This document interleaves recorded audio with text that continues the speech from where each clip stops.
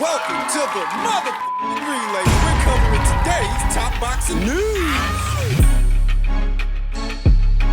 Okay, we'll start with this. An exciting bit of news from out of the men's junior middleweight division per a tweet from Michael Benson announced. Israel Madrimov will face Magomed Kurbinov for the vacant WBA super welterweight world title on the Anthony Joshua versus Francis Ngannou undercard March 8th in Saudi. A welcome addition. Jermel Charlo now no longer holds any world titles after previously being undisputed. The IBF was vacated. That's going to be on the line in Murtazaliev versus Kolkay. WBC is going to be on the line in Fundora versus Bohachuk. WBA is going to be on the line in this fight. Kurbinov versus Madrimov, and the WBO, that went to Tim Tszyu months ago. There's very little that I can say about Jermel Charlo at this point that I haven't already said. I told you immediately after the Brian Castano fight that would be the last that we see of him at 154. The show must go on, and it will go on. When Israel Madrimov takes on Magomed Kurbinov in a battle of the unbeatens for the newly vacated WBA title, there's not much between them in terms of age, size. If you're not familiar with these fighters, here's the skinny. Here's what you need to know. This is going to be an action fight between two action fighters. In keeping with the theme of the card, in keeping with the theme of the show, the Joshua versus Ngannou fight. It's all action. And to think that you only have to pay $40 for this thing, not even $80. Usually a pay-per-view in America, it runs you about $75, $80. This is half the price. This recent addition, Israel Madrimov, sports a professional record of 9 wins with no losses, 1 draw, 6 knockouts. Having never been knocked out in 10 professional bouts, the amateur upstart of Uzbekistan doesn't have a whole lot of fights, but he does have a high ceiling. And a striking resemblance to Gennady Golovkin. He looks like he could be his little brother. Yeah, Gennady's from Kazakhstan, whereas Israel's from Uzbekistan, the Stans. Yeah.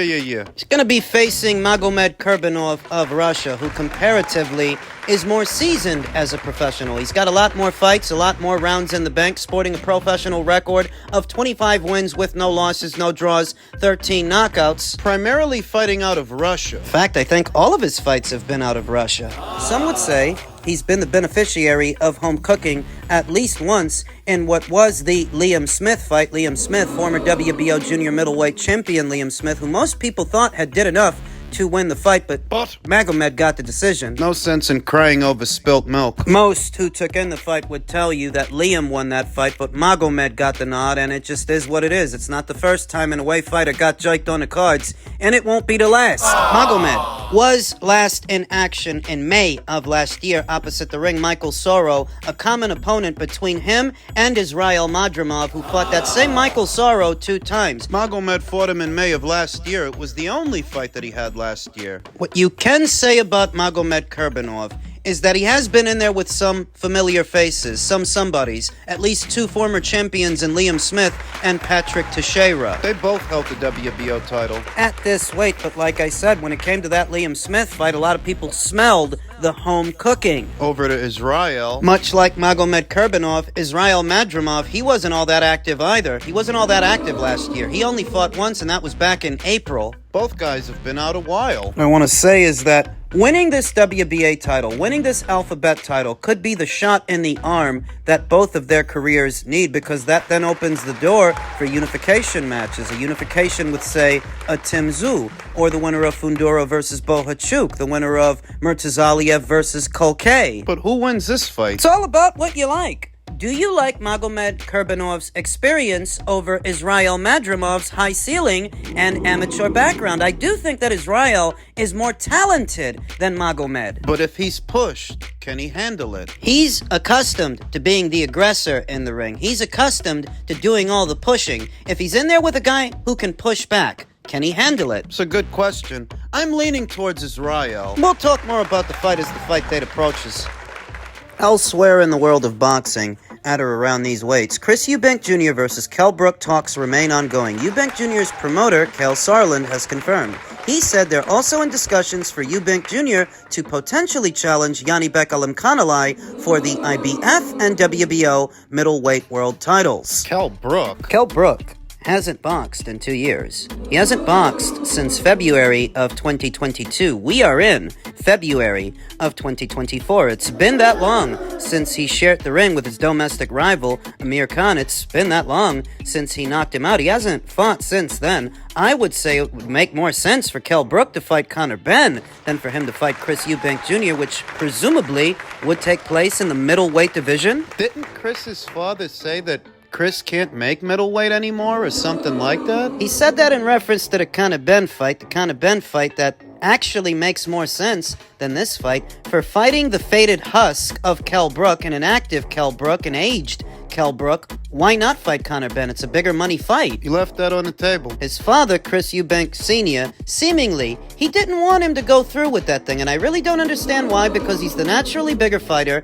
and more experienced, but Sr. has always had an aversion to that fight, and a part of me feels it's because he can't bear the thought of the Eubank Jr. name being sullied by a Benn. Why else would he be so against it? That's his legacy. His claim to fame is beating his domestic rival, Nigel Benn, in what was a British classic. Perhaps the reason that Senior has been so averse to his son facing Nigel's son is that if Nigel's son wins, if Conor wins, well, there goes the legacy, and there goes the neighborhood. It won't be about what Chris Eubank Jr. Sr. did to Nigel Benn anymore. It'll be about what Conor did to Chris. What he does to Junior. So now Junior's in talks to fight Kell Brook. I don't know who he would expect to give him credit For beating today's Kell Brook, though in truth, Chris isn't a legacy fighter, and you can see that. Some time ago, he must have realized he can only be competitive at a certain level, and given his namesake, he doesn't actually have to reach that level to make money. There's a bubbling domestic scene right there in the United Kingdom that allows him to fight in relatively big fights and money fights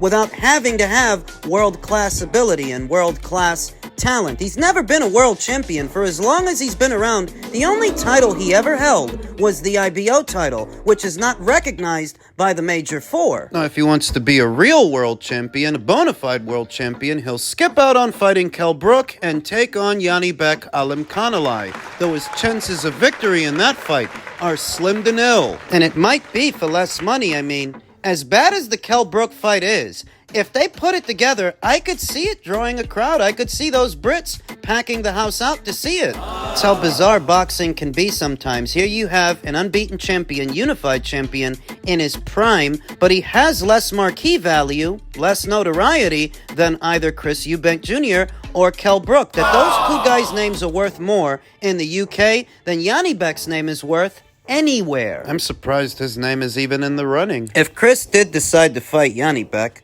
instead of Kell Brook, well, I guess it would be from a feeling that it's his last opportunity, his last chance to become a real world champion, that maybe he doesn't want to leave the sport without having done that. If he were to fight him, I don't expect him to. I'm just saying if by some chance he did, that would have to be the reason. If he did, I don't think he will. I could see him fighting Kell Brook, irrespective of the critics and what people might say. I could see him taking on that fight for the money. It's easy money. Gets paid whatever he gets paid for a quasi-retired fighter that hasn't fought in 2 years, who's naturally smaller. It's easy money. In men's super middleweight news, Floyd Mayweather chimed in on that whole Canelo Alvarez versus David Benavidez thing. He said, if David Benavidez keeps beating fighter after fighter and champion after champion, eventually he'll be the man. And then everybody will want to fight him, just like me. You have to wait your turn. David Benavidez is a hell of a fighter. All David has to do is keep going out there and beating guys, staying focused, and then he'll be the guy. Most people don't seem to remember that Floyd wasn't always Mr. Money Mayweather. There was a time when he was a hot potato, a high-risk, low-reward guy. It was years before he was able to get Shane Mosley and Oscar De La Hoya in the ring. Does that mean that we should wait years for Canelo versus Benavidez? No, that just means that what Floyd is saying is true. So long as you're active and you're fighting and you're winning, your time will come. But I don't always agree with things Floyd Mayweather says. I don't. And you guys know that. But I do agree with this. Because you can't base your entire career on one fight with one fighter. You will end up shortchanging yourself. like Demetrius Andre did, basing so much of his career on a Canelo fight with no signature fights in the interim and no marquee value of any kind to show for it. You can't base your whole career on just one fight. Floyd Mayweather also chimed in on Canelo Alvarez's departure from the PBC, saying, "Fighters have got to do what's best for them. He's a future Hall of Famer and a hell of a fighter. Everybody runs their business different, so I wish him nothing but the best." We all know that Floyd Mayweather, quite famously, parted ways with Top Rank and for a time jumped into bed with Golden Boy Promotions. Now, most people, they don't remember that. They seem to think that after Floyd left Top Rank, he ascended. He ascended immediately. They got like some kind of Cinderella story or something going on. They think that he was the boss of all bosses right after that, when in all actuality, it was Golden Boy that was cutting the checks. He did a lot of business with them. He did a lot of business with them for a time, and he subsequently left. He subsequently parted ways with them, though this conversation, it's not about Floyd, it's about Canelo, and Canelo's reason for leaving the PBC, it was a valid reason. Whether the slack-jawed gawkers on boxing Twitter or the YouTube boxing community wish to acknowledge it or not. This is not how business is done. What is it? You don't structure a deal, agree on it, sign off, then decide you're going to change it. You understand that you're dealing with the top earning boxer in the sport. You understand that you're dealing with a guy that doesn't necessarily need to deal with you. And you decide that because Jermell Charlo didn't put up a fight and Jermall Charlo didn't impress anybody, that now you want to restructure the deal. You want Canelo Alvarez, of all people, to fight at a discounted price. Just one fight into the deal. He's not going to go for that. And the reason that so many people are angry with Canelo is that now that he's not with the PBC, they feel like that closes the door on the Benavidez fight, when that fight can still happen, so long as David is willing to do what he needs to do. If you have to cross the street to get to Canelo, then so be it, because he's the A-side anyway. Then why are they mad? Because a lot of these people that are angry with Canelo are big Al Heyman fans, and they want Al Heyman to be the one in control. They want it to be his show, not Eddie's show. They want it on the Amazon platform, not the Zone. It's just another extension of the tribalism that we often see in the sport of boxing among some, though not all, who feel the need to vicariously live through Al Heyman to make his success their success on the predication that they have one or some things in common. What they mad at? That Al Heyman could not control Canelo Alvarez, that Canelo doesn't actually need Al Heyman, but Al Heyman's fighters, they do need Canelo. Al Heyman needs Canelo. I mean, if they're angry about something, they're angry about that, because the fight's not actually dead. If David is willing to cross the street, it can still happen.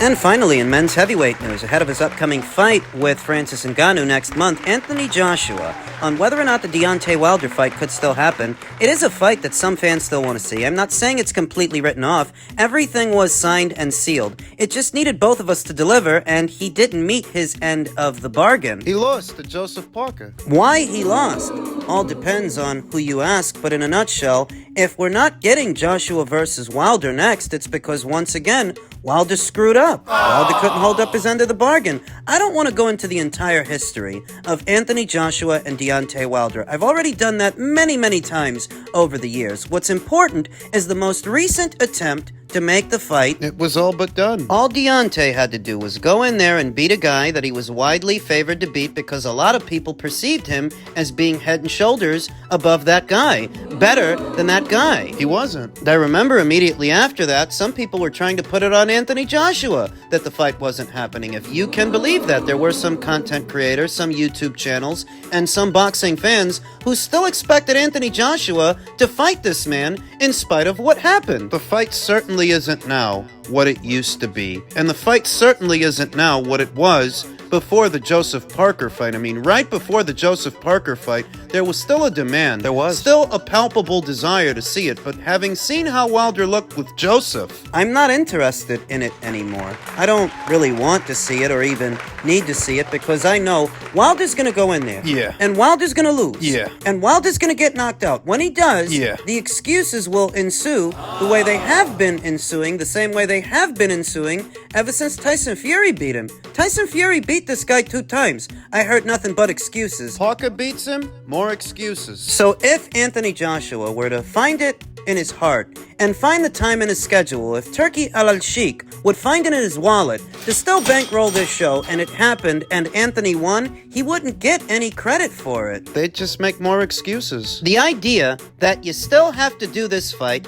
after all this time and all these different things have happened so that you can settle all the arguments, it's not going to settle anything. They're still going to make excuses for Wilder because underneath it all, it's not even about Wilder. It's about themselves. They don't want to admit that all this time they were wrong about him. Like they were wrong about Spence, like they were wrong about Fulton, like they've been wrong about Al Heyman and his business acumen. Just call a spade a spade. It's not going to be like when Amir Khan fought Kell Brook, that you're going to do it after all this time has passed and the guys aren't even who they were yesterday. Today, you're still going to do it because you still want to see it, and it's going to settle the discord. It's going to settle the rivalry. That did, but this won't. They're just going to keep making excuses for this guy because they're just as shameless and just as tactless as he is. Anthony Joshua continued. I've signed on to fight Tyson Fury before. I've signed on to fight Deontay Wilder. I've signed on to fight a lot of people. I don't duck a challenge. I'm always up for it. I'll always be here and ready to fight anytime. That's just the truth. People tend to forget that he signed on to fight Tyson Fury already, and it was Tyson Fury's end of things that caused the fight to collapse. There's no mistake about it. In between Fury's second fight with Wilder and his third fight with Wilder, the Joshua fight was made. It was signed, and Tyson Fury, he confirmed that himself. It was his mediation arbitration with Wilder that got in the way. That's why that fell apart. That's not Anthony Joshua's fault. Wilder was offered $100 million to fight Anthony, and he turned it down. You fast forward a couple of years. Fight's all but done, and Wilder loses. He loses to Joseph Parker. That's hardly Anthony Joshua's fault. So this perception that he's been running from these fights and running from these fighters. Give me a break. You can trace it all back to his loss to Andy Ruiz. That by the time that he lost to Andy Ruiz, he was at the height of his popularity, the peak of his powers. So for him to lose to somebody like that, somebody who's not an Adonis, not body beautiful, people held that against him. Even though that didn't speak to Andy's boxing acumen, his boxing ability, that he was a good fighter. Certainly better than John McDermott, who Tyson Fury had to rob to get the decision. Certainly a more seasoned boxer than Francis Ngannou, who knocked Fury on his ass. To some people, won the fight. Perception is a bitch. Is that when this era closes, it's not like Deontay Wilder beat Andy Ruiz, and it's not like Tyson Fury did it either. What are you getting at? Now, Joseph Parker, he does have a quote-unquote win over Andy. And Deontay Wilder. And Anthony has a win over him. He has wins over them. Over both Andy and Joseph Parker. When this era closes, that's what that record is going to show. That maybe he was a bit better than he was given credit for, at least better than Deontay Wilder.